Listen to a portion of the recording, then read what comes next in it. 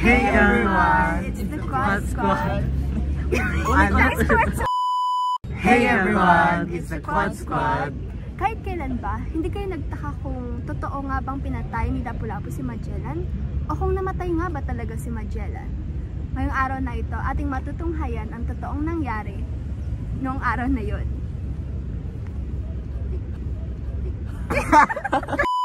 Of course, while eating Jollibee and Pizza Hut, here's a Burnham Park!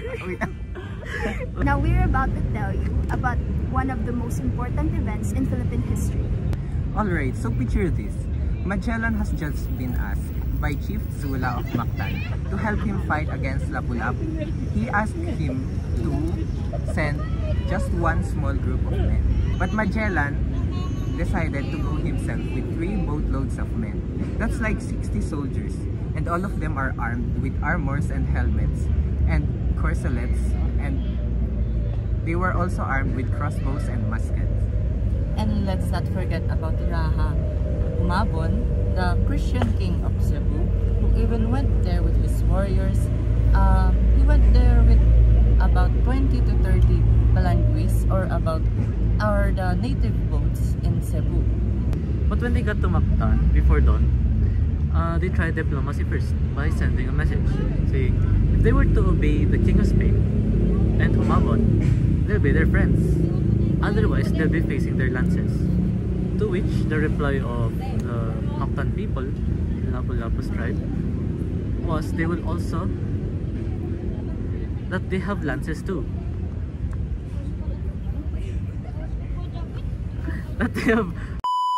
that they have lances too. Bamboo, hardened by fire. They even asked to delay the fight until morning so that they have enough time to prepare their warriors and dig more traps. So That was like around 2 a.m. diba? I mean, if we were to speculate it early morning, maybe 2 to 3. Since his account just mentioned before dawn. Not exactly dawn, so it was still dark during that time. And that was like about 5 a.m. Dawn? Yeah, that's when dawn is. Okay. by sunrise, Magellan's people actually went to the Pampang gamit yung mga mabibigat na armor nila and mga weapons. Imagine niyo yun. Kailangan nilang tumawid from the sea mismo papunta dun sa shore na may mga mabibigat na dala. Yun yung ginawa nila Magellan. And waiting over the land were 1,500 of native warriors, divided into 3 groups. Though they weren't wearing armors, they had wooden shields, bows and arrows, bamboo spears, and stakes hardened with fire. And they also had big cutlasses called kampilan. They also threw putik and bato. So, the fight starts. The Spaniards start shooting the natives with their crossbows and muskets. But the natives were very quick. They dodge and duck behind their shields. That's why Magellan said cease fire, because it was useless. But that's when the warriors charge!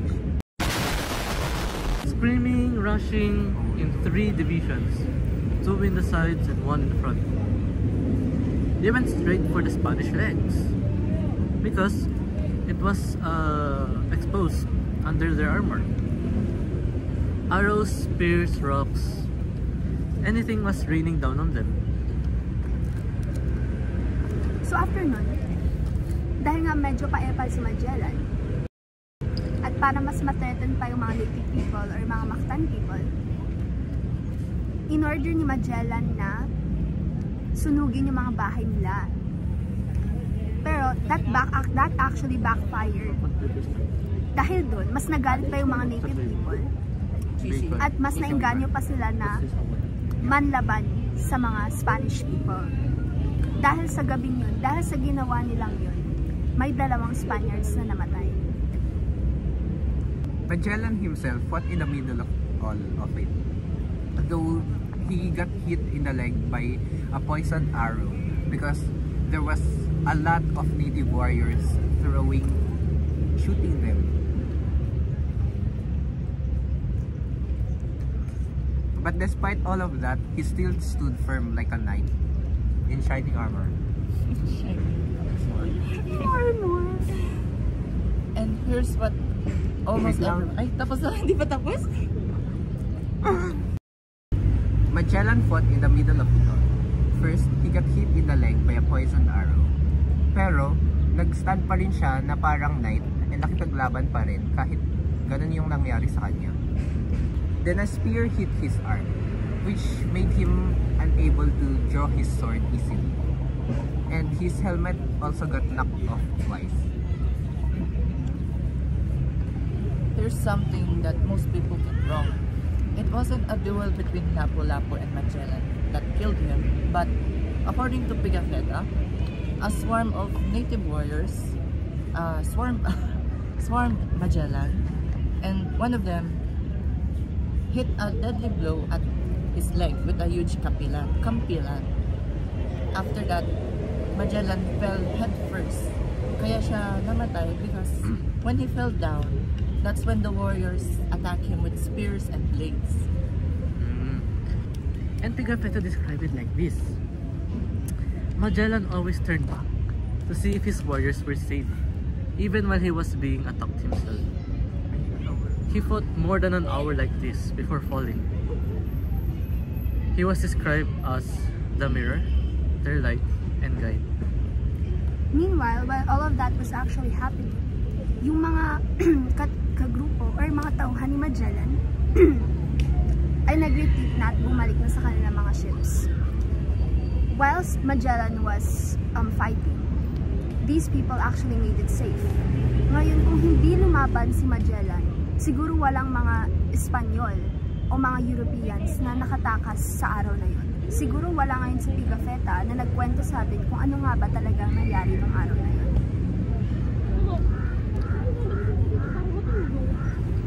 And here's another wild detail.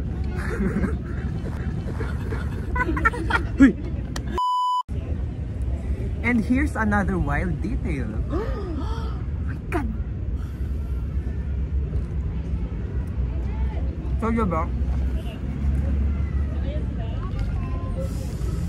So, diba, naiwan yung body ni Magellan sa Battle of Mactan. And yung mga Spaniards, they tried to ransom it for riches and money. But the people of Mactan said no. They wouldn't give up Magellan's body even if the Spaniards gave them all the riches in the world. To them, Magellan's body was a memorial of their victory.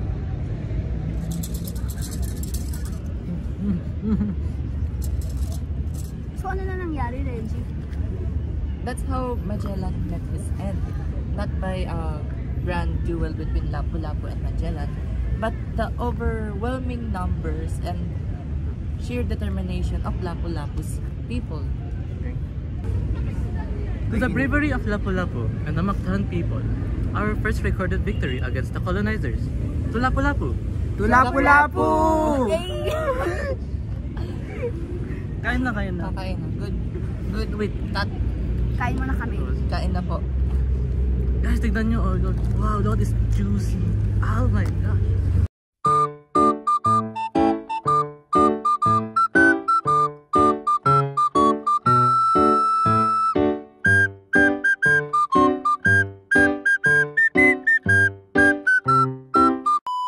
And that, my friends, is the story of the Battle of Mactan, with over 1,500 native Filipinos versus the 60 Europeans that fought against our natives. And that is where history was made. Thanks for learning and eating with us, guys. Like, share, and subscribe for more content of food and review and history. Bye-bye! Bye-bye!